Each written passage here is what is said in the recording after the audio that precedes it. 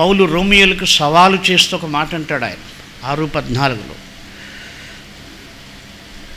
మీరు పాపమునకు దాసులుగా మీ శరీరావయమును ఎలాగూ అప్పగించితిరో, మీరు పాపంలో ఉన్నప్పుడు, లోకంలో బ్రతికినప్పుడు మీ అవయవాలను ఎలాగూ పాపానికి దాసులుగా అప్పగించుకున్నారు, ఇప్పుడు పరిశుద్ధత కలగడానికి దేవునికి అలాగూ అర్పించుకోమని ఆయన చెబుతాడు.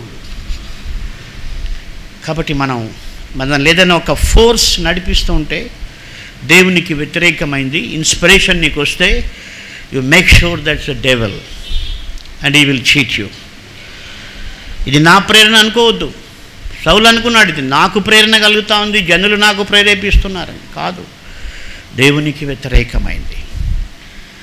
కాబట్టి మనం ఆయన ఆజ్ఞ గైకొనడానికి, ఆయన మాట వినడానికి, యేసు ప్రభు యొక్క ఉపదేశం వింటూ ఆయన ఉపదేశమును మనం అంగీకరించి సురక్షితంగా బ్రతుకుతూ కీడు వచ్చిన భయము లేకుండా జీవించటానికి ప్రభు మనకు సహాయం చేయనుగాక.